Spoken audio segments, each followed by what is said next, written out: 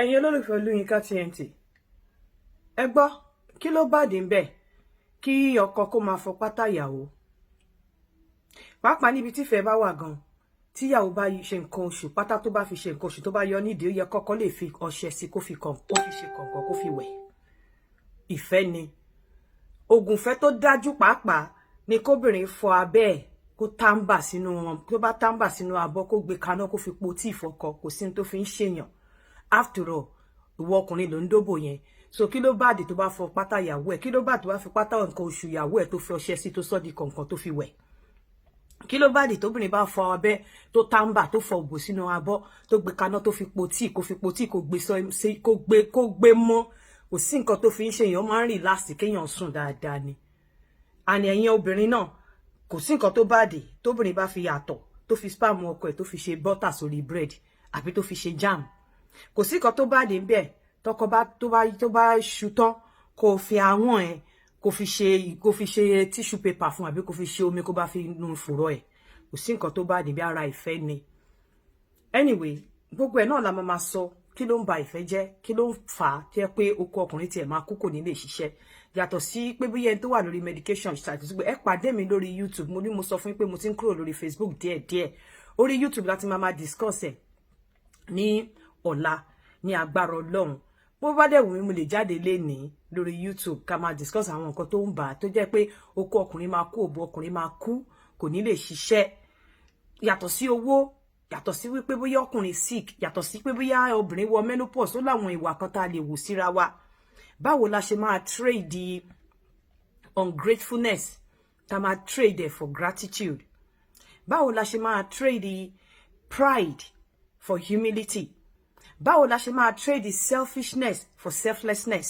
gbogbo ẹ̀ la torí gbogbo àwọn nǹkan tó máa ń da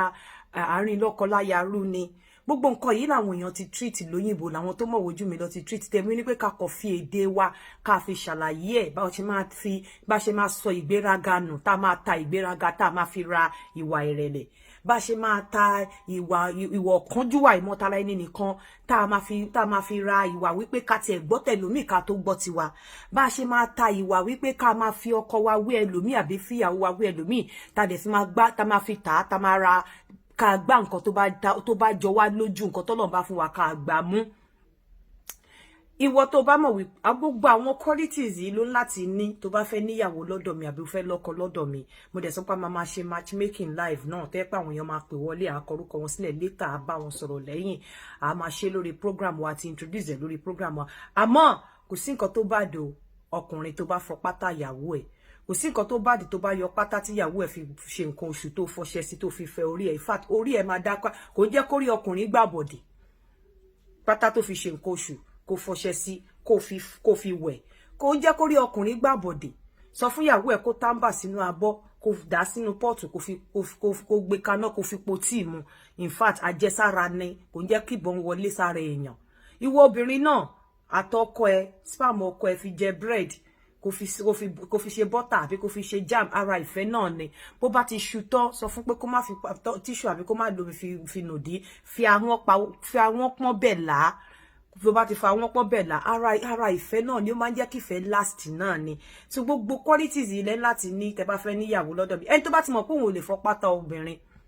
òun ò dẹ̀ lè fi nǹkan oṣù obìnrin fi wẹ̀ kó fi omi kó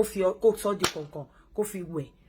kó má wulẹ̀ wá múyàwó that means pé ò nífẹ̀ẹ́ tó dájú nìyẹn tó bá ti mọ̀ pé obìnrin ò lè fọ òbò sínú kinní fún ẹ kó fi po tíì kó mú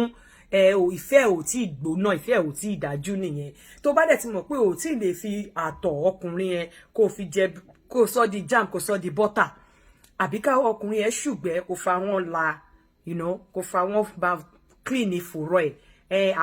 àwọn ìfẹ́ tó dájú nìyẹn àwọn ògùn má darí kan tó dájú nìyẹn ẹ jẹ́ pàdé mi lórí ètò lórí YouTube channel níbi tá a ti máa sọ ṣàlàyé oríṣiríṣi nǹkan fúnra wa gbogbo àwọn nǹkan tó ń pa okó tó ń pa òbò yàtọ̀ sí medication yàtọ̀ sí gbogbo àwọn ìwà tá a lè wù sọ́kùnrin tẹ́ pé láti díẹ̀ tá bá ti ń wu ìwà yẹn tọkùnrin bá ti ń wọ̀n wá tá a bá ti jáwọ́ díẹ̀díẹ̀ a máa bá tara wa jẹ́ nípa wípé bí okó ẹ̀ kò tí a ní wù mọ́ kò sí bá ṣe lè wú tó tá a bá ti fi ìwà yẹn sí ó lè hard kí oko ọkùnrin tó le sí wa o meanwhile ẹ jẹ́ ká pàdé lórí YouTube channel. Number mi still remain +44740485123 +44740485123, especially fẹ́yìn tẹ́ wà ní Europe tẹ́ jóbìnrin